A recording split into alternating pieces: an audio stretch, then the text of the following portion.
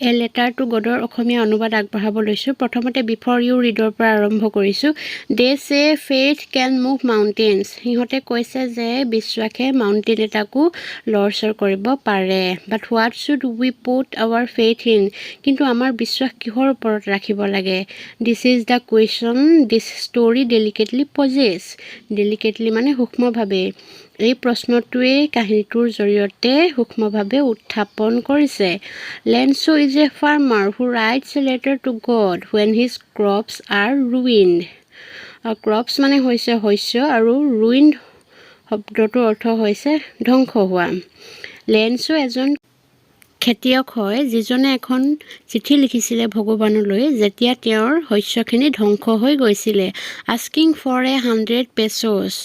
100 পইচা বিচাৰি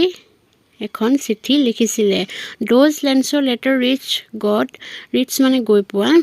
সেই লেনছৰ চিঠিখন ভগৱানৰ ওচৰলৈ গৈ পালেনে? Does God send him the money. আৰু ভগৱানে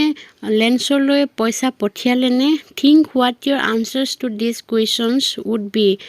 and guess how to the story continues before you begin to read it. তুমি লেচনটো পঢ়াৰ আগতে ভাবাচোন ইয়াৰ আনচাৰবোৰ তোমাৰ মতে কি হ'ব আৰু গেছ কৰাচোন ষ্টৰীটো কেনেকুৱা হ'বলৈ গৈ আছে। বিফৰ ইউ ৰিডত ইমানখিনি লিখা আছিলে। ব'লকচোন এতিয়া আমি লেচনৰ মাজলৈ আগবাঢ়োঁ। The house, the only one in the entire valley, sat on the crest of a low hill. Entire valley মানে হৈছে গোটেই উপত্যকাটোত। ক্ৰেষ্ট মানে হৈছে পৰ্বতৰ শৃংগটো। The house, ঘৰটো, the only one in the entire valley, গোটেই উপত্যকাটোত থকা একমাত্ৰ ঘৰটো, set on the crest of a low hill, এটা চাপৰ শিলৰ একেবাৰে শৃংগত আছে বা এটা চাপৰ শিলৰ একেবাৰে শৃংগত থকা গোটেই উপত্যকাটোৰ একমাত্ৰ ঘৰটো। From this height one could see the river and the field of ripe corn dotted with the flowers that always promised a good harvest. Ripe corn মানে হৈছে পকা মাকৈ, ডটেড মানে বিন্দুযুক্ত। ফ্ৰম দিছ হেইট এই উচ্চতাৰ পৰা, one could see the river এটা ছাইডৰ পৰা নদীখন দেখিবলৈ পোৱা যায়, এণ্ড দ্য ফিল্ড আৰু অন্যটো ছাইডৰ পৰা ফিল্ডখন দেখিবলৈ পোৱা যায়, of ripe corn dotted with the flowers আৰু সেই ফ্লাৱাৰে ভৰি থকা পকা মাকৈৰ ফিল্ডখন দেখিবলৈ পোৱা যায়। That always promise the good harvest যিখনে সদায়ে প্ৰমিছ কৰে এটা ভাল শস্য চপোৱাৰ কথা। The only thing the earth needed was a downpour or at least a shower. Downpour মানে হৈছে বৰষুণ আৰু shower মানে হৈছে বৰষুণ। পৃথিৱীয়ে বিচৰা একমাত্ৰ বস্তুটো হৈছে এজাক বৰষুণ or at least a shower, কমচে কম চিপ চিপকৈ হ'লেও এজাক বৰষুণ বিচাৰিছে। Throughout the morning, Lencho, who knew his fields intimately, had done nothing else but see the sky towards the northeast. Throughout মানে গোটেই সময়ছোৱাত, ৰাতিপুৱাৰ গোটেই সময়ছোৱাত লেনছোৱে who knew his fields intimately, intimately মানে ঘনিষ্ঠভাৱে, যিয়ে তেওঁৰ নিজৰ ফিল্ডখনক ঘনিষ্ঠভাৱে জানে, had done nothing else, তেওঁ অন্য একো কৰা নাছিলে, but see the sky towards the northeast, তেওঁ মাত্ৰ নৰ্থ ইষ্টৰ আকাশখনৰ ফালে চাই আছিলে এজাক বৰষুণ পোৱাৰ আশাৰে। Now we are really going to get some water, woman. আমি সঁচাকৈয়ে অলপ বৰষুণ পাবলৈ গৈ আছোঁ। ইয়াত woman বুলি লেনছৰ ৱাইফৰ কথা কোৱা হৈছে। The woman who was preparing supper replied, yes, God willing. Supper মানে হৈছে ৰাতিৰ আহাৰ আৰু মহিলাগৰাকী যিয়ে নেকি ৰাতিৰ আহাৰ তৈয়াৰ কৰি আছিলে আৰু তেওঁ উত্তৰত কৈছে, হয়, ভগৱানে যদি ইচ্ছা কৰে তেনেহ'লে নিশ্চয় বৰষুণ পাম। The older boys were working in the field আৰু লেনছৰ ডাঙৰ ল'ৰাকেইটাই ফিল্ডত কাম কৰি আছিলে। while the smaller ones were playing near the house until the woman called to them all, come for dinner. আৰু সৰু ল'ৰাকেইটাই ঘৰটোৰ কাষতে খেলি আছিলে আৰু যেতিয়া মহিলাগৰাকীয়ে ভিতৰলৈ মাতিলে, কাম ফৰ ডিনাৰ, যে ডিনাৰ কৰিবলৈ আহা। It was during the meal that, meal মানে হৈছে আহাৰ, আৰু আহাৰ খাই থকাৰ সময়তে Just as Lencho had predicted, big drops of rain began to fall. Predicted মানে পূৰ্বানুমান কৰা বা ভৱিষ্যতবাণী কৰা। লেঞ্চোৱে ভৱিষ্যতবাণী কৰাৰ দৰে ডাঙৰ ডাঙৰ বৰষুণৰ টোপাল পৰিবলৈ আৰম্ভ কৰিলে। In the north east huge mountains of clouds could be চিন এপ্ৰ'চিং। আৰু হিউজ মানে হৈছে বিশাল আৰু এপ্ৰ'চিং মানে হৈছে ওচৰ চাপি অহা। আৰু নৰ্থ ইষ্টৰ ফালে ডাঙৰ ডাঙৰ ডাৱৰৰ মাউণ্টেইন কাষ চাপি অহা দেখিবলৈ পোৱা গ'ল। The air was fresh and sweet আৰু বতাহজাক সতেজ আৰু মিঠা আছিলে। The man went out for no other reason than to have the pleasure of feeling the rain on his body. And when he returned, he exclaimed, "These are not raindrops falling from the sky, they are new coins." আৰু the man মানুহজনে went out ওলাই আহিলে for ন' আদাৰ region অন্য কোনো ৰিজনত নহয় than to have the pleasure মানে হৈছে আনন্দ of feeling the rain on his body সেই বৰষুণৰ টোপালবোৰ নিজৰ শৰীৰত পৰাৰ যিটো আনন্দ সেই আনন্দত উপভোগ কৰাৰ বাহিৰে অন্য কোনো ৰিজনত তেওঁ বাহিৰলৈ ওলাই অহা নাছিলে। And when he return he exclaimed আৰু যেতিয়া তেওঁ ভিতৰলৈ গ'ল আৰু আচৰিত হৈ ক'লে these are not raindrops falling from the sky এইবোৰ আকাশৰ পৰা পৰি অহা বৰষুণৰ টোপাল নহয় দে আৰ নিউ কইনছ এইবোৰ এটা এটা নতুন কইনছ হয় মানে মুদ্ৰা হয়। The big drops R 10 cent pieces and the little ones are 5s আৰু ডাঙৰ ডাঙৰ টোপালবোৰ হৈছে 10 পইচা আৰু সৰু সৰু টোপালবোৰ হৈছে 5 পইচা। With a satisfied expression he regarded the field of ripe corn with its flowers draped in a curtain of rain. Satisfied মানে সন্তুষ্ট, ৰিগাৰ্ডেড মানে মনোযোগেৰে চোৱা, ড্ৰেপড মানে আৱৰা, কাৰ্টেন মানে পৰ্দা। With a satisfied expression he regarded the field of ripe corn with its flower. এটা সন্তুষ্টি প্ৰকাশ কৰি তেওঁ মন কৰিলে যে পকা মাকৈৰ সৈতে আৰু ফুলৰ সৈতে থকা ফিল্ডখনক যেন বৰষুণৰ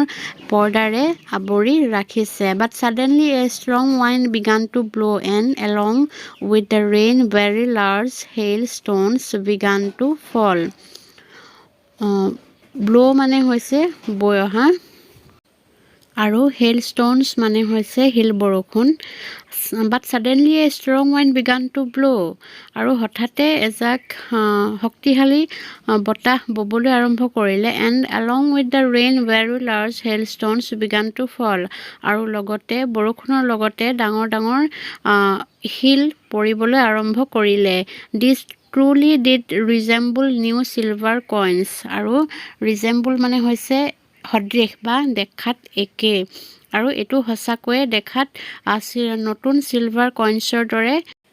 দেখা গৈছিল। The boys exposing themselves to the rain ran out to collect the frozen pearls. Exposing মানে সুদা গা বা খালী গাৰে, ফ্ৰ'জেন পিয়াৰ্লছ মানে হৈছে হিয়ামৃত মুক্তা বা সেই বৰষুণৰ যিবোৰ শিল পৰিছে সেই শিলবোৰৰ কথা কৈছে। The boys exposing themselves to the rain ran out to collect the frozen pearls আৰু এই ল'ৰাবোৰে নিজে খালী গা হৈ বৰষুণ জাকলৈ দৌৰিছে আৰু তাত কি কৰিছে সেই বৰষুণৰ শিলবোৰ কালেক্ট কৰিবৰ কাৰণে। It's really getting bad now exclaimed the man I hope it passes quickly আৰু it's really getting bad now এইটো সঁচাকৈয়ে বেয়া হ'বলৈ গৈ আছে। এক্সক্লেইম দ্য মেন মানুহজনে দুখ প্ৰকাশ কৰি ক'লে আই হোপ ইট passes quickly মই আশা কৰোঁ এইটো যাতে অতি সোনকালে শেষ হয় মানে এই শিল বৰষুণ যাক যেন অতি সোনকালে শেষ হয়। It did not pass quickly কিন্তু বৰষুণজাক সোনকালে শেষ নহ'ল। For an hour the hail rained on the house, the garden, the hillside, the cornfield, on the whole valley. The field was white as if covered with salt. আৰু hail মানে হৈছে শিলাবৃষ্টি আৰু এঘণ্টালৈকে গোটেই ঘৰটোৰ ওপৰত শিলাবৃষ্টি হৈ থাকিল। দ্য গাৰ্ডেনখনৰ ওপৰত, দ্য হিল ছাইড সেই পাহাৰবোৰৰ ওপৰত, দ্য কৰ্ণফিল্ড গোটেই কৰ্ণফিল্ডখনৰ ওপৰত, অন দ্য হোল ভেলী গোটেই উপত্যকাটোতে এঘণ্টা জুৰি শিল বৰষুণ হৈ থাকিল। দ্য ফিল্ড ৱাজ হোৱাইট আৰু ফিল্ডখন বগা হৈ পৰিল as if covered with salt আৰু এনেকুৱা লাগিছিল যেন গোটেই পথাৰখন নিমখেৰে আৱৰি আছে মানে সম্পূৰ্ণৰূপে কৰ্ণফিল্ডখন ধ্বংস কৰি পেলালে এই হঠাতে অহা শিলাবৃষ্টি জাকে Not a leaf remained on the trees. Remain মানে ৰৈ যোৱা গছবোৰত এখিলাও পাত ৰৈ যোৱা নাছিলে the corn was totally destroyed আৰু মাকৈবোৰ সম্পূৰ্ণৰূপে ধ্বংস হৈ গৈছিলে দ্য ফ্লাৱাৰ্ছ ৱেৰ গান ফ্ৰম দ্য প্লেণ্টছ আৰু ফুলবোৰ গছৰ পৰা সৰি পৰিছিলে লেঞ্চৰ soul was filled with sadness soul মানে হৈছে মন লেঞ্চৰ মনটো দুখেৰে ভৰি পৰিছিলে when the storm had passed যেতিয়া ধুমুহাজাক শেষ হৈছিলে he stood in the middle of the field আৰু লেঞ্চয়ে ফিল্ডখনৰ সোঁমাজত থিয় হৈছিলে and said to his sons আৰু তেওঁৰ ল'ৰাকেইটাক কৈছিলে a plague of locust would have left more than this locust মানে হৈছে পোক পতংগ আৰু প্লেগ মানে হৈছে এটা মহামাৰী পোক পতংগই খালেও ইয়াতকৈ অধিক এৰি থৈ যায় the hail has left nothing কিন্তু এই শিলাবৃষ্টিজাকে একো এৰি থৈ যোৱা নাছিলে দিছ year we will have no corn আৰু এই বছৰটোত আমাৰ ওচৰত এটাও মাকৈ নাই that night was a sorrowful one আৰু সেই ৰাতিটো আটাইতকৈ দুখপূৰ্ণ ৰাতি আছিলে all our work for nothing আৰু আমাৰ সকলোবোৰ কষ্ট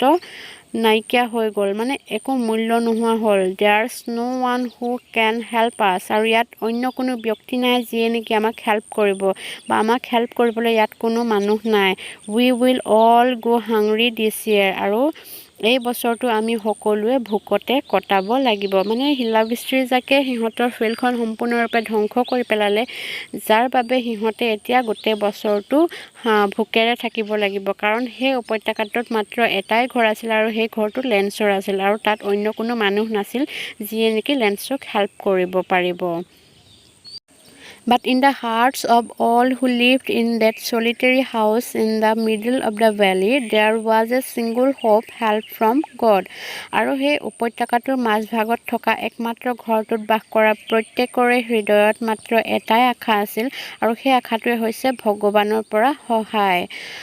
Don't be so upset even though this seems like a total loss. Remember, no one dies of hunger.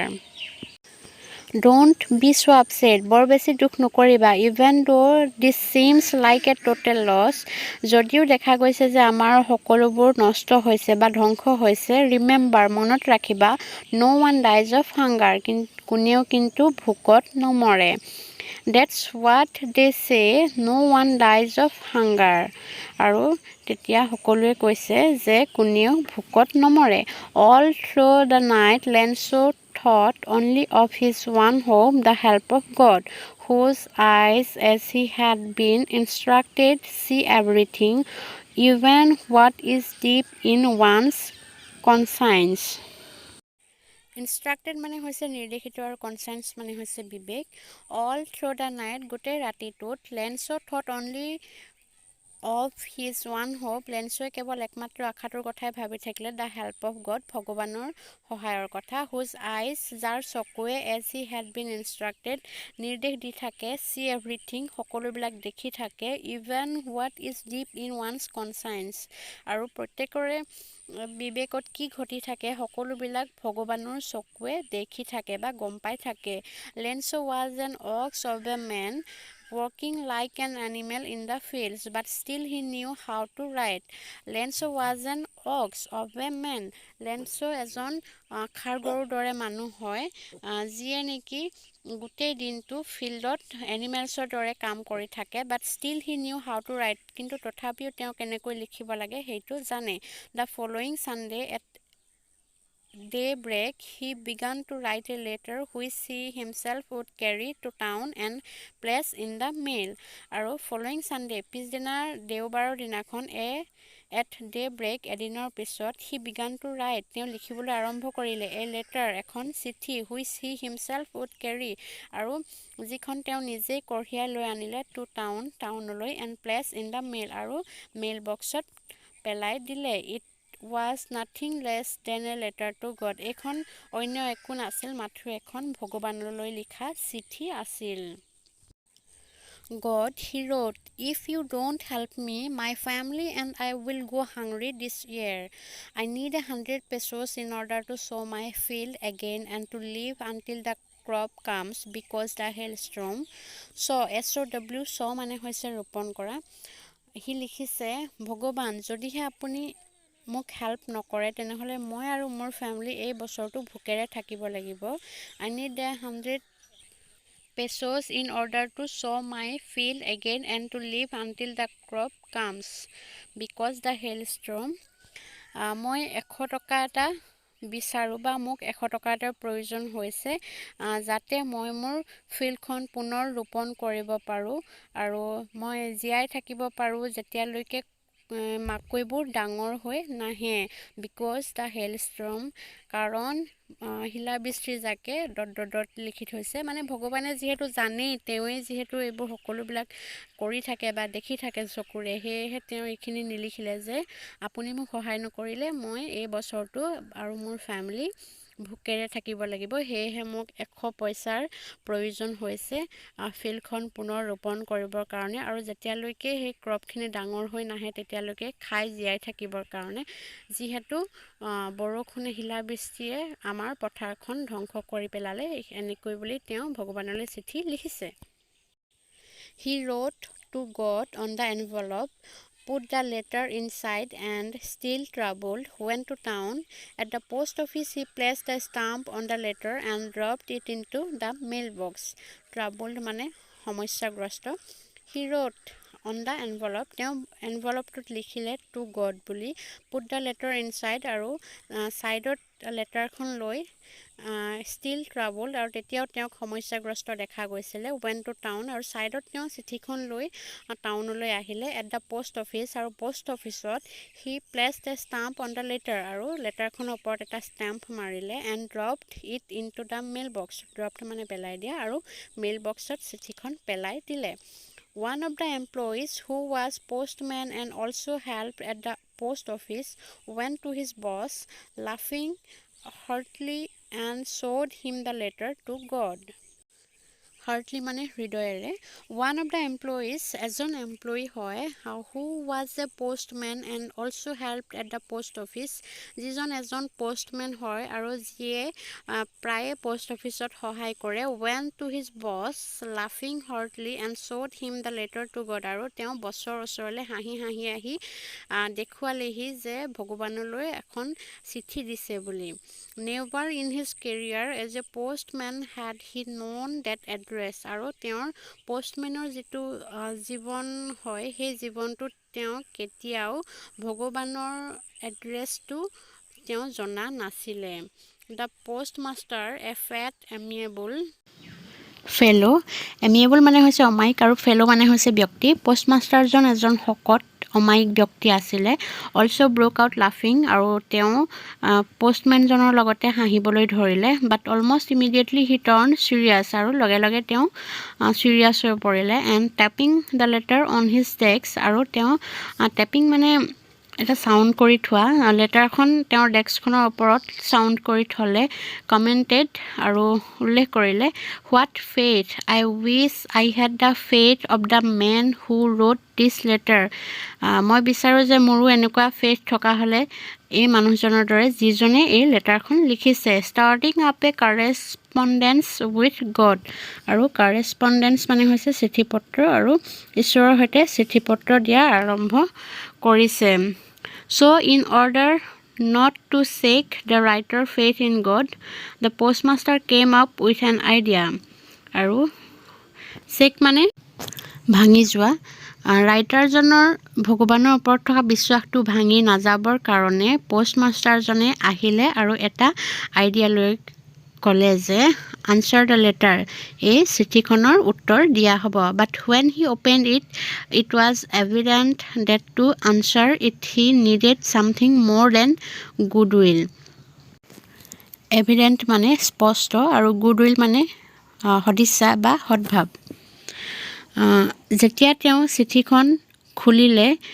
তাত এইটো স্পষ্ট আছিল যে ইয়াৰ উত্তৰ দিবলৈ কলম আৰু পেপাৰৰ বাহিৰেও অধিক কিবা এটাৰ প্ৰয়োজন আছিল But he stuck to his resolution. Stuck মানে অটল আৰু resolution মানে সংকল্প আৰু তেওঁ নিজৰ সংকল্পত অটল আছিল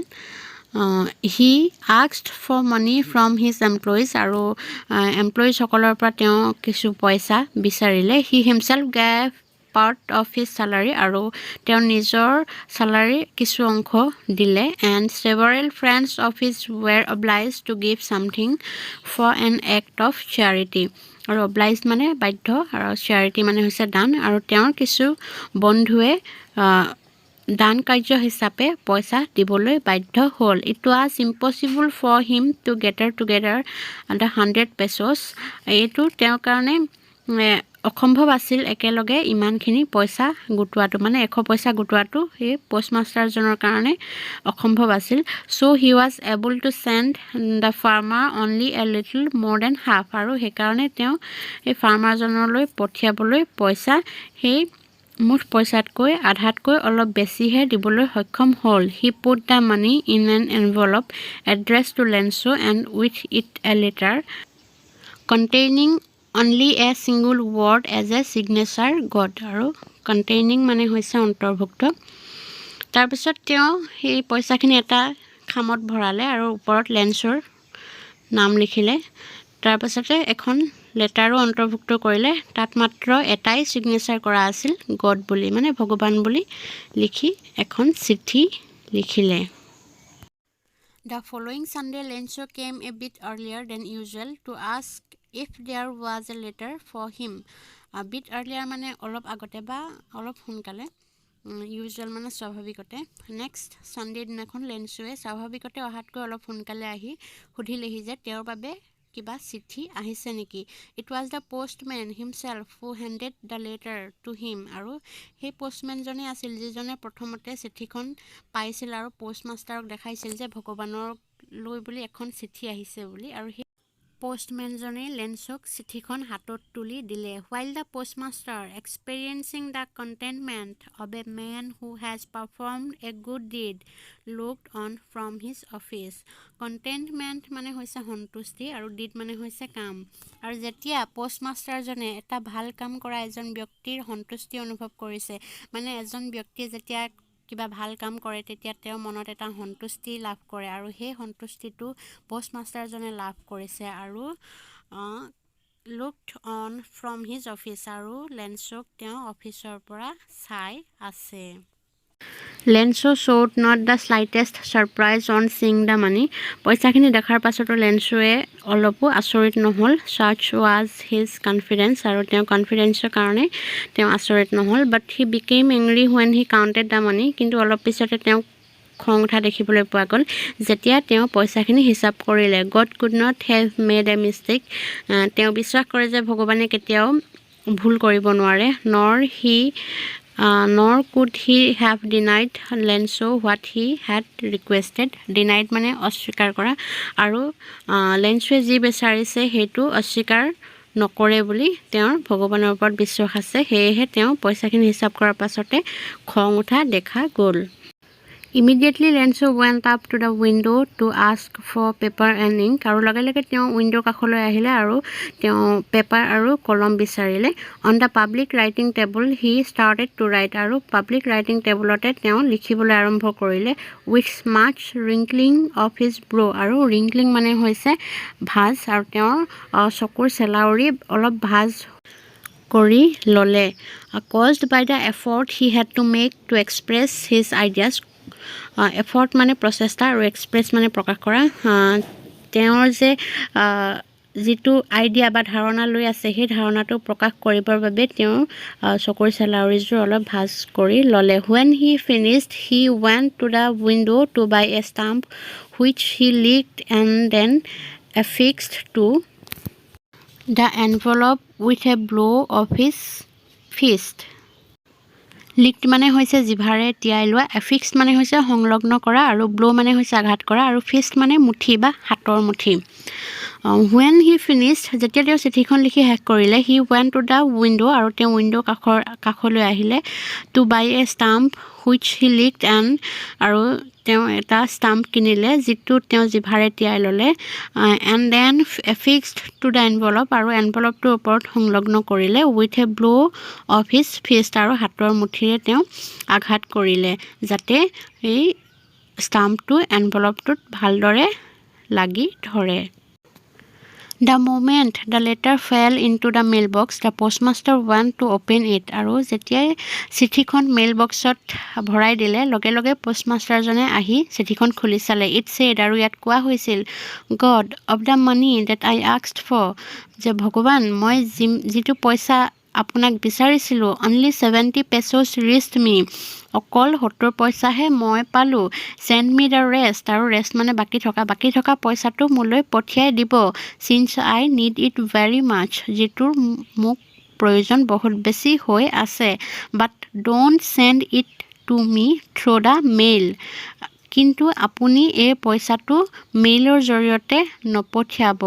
because the post office employees are a bunch of crooks Lencho